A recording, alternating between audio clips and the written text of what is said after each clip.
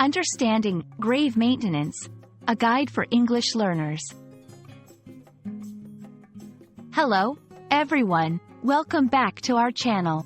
Today, we're going to explore an interesting English phrase, grave maintenance.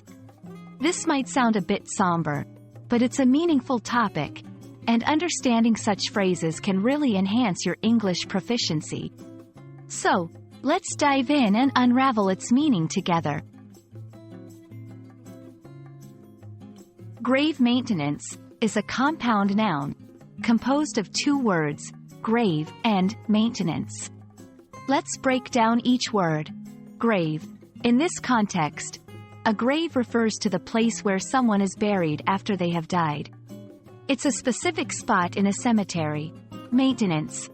This word means the act of keeping something in good condition by checking or repairing it regularly. So, putting these two words together, grave maintenance refers to the upkeep and care of a gravesite. Understanding grave maintenance also involves recognizing its cultural and social significance. In many cultures, respect for the deceased, taking care of graves is a way of showing respect and remembering loved ones who have passed away. Cultural practices. Different cultures have various practices and traditions related to grave maintenance. This phrase is not just about the physical act but also carries emotional and cultural weight.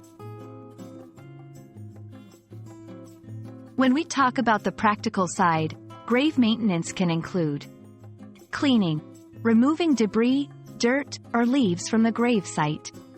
Landscaping, trimming grass, planting flowers, or maintaining the area around the grave. Repairs, fixing any damaged parts of the grave, like headstones or borders.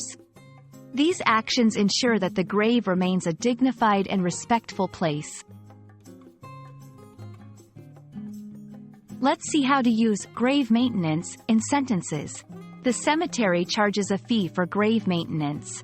Every Sunday, she visits her grandfather's grave for some grave maintenance.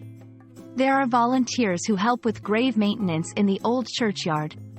These examples show the phrase in different contexts. That's all for today on grave maintenance. I hope this video has been enlightening and adds to your understanding of English phrases and their deeper meanings. Remember, language is not just about words. It's about culture, emotions, and shared human experiences. Stay curious and keep learning. See you in the next video.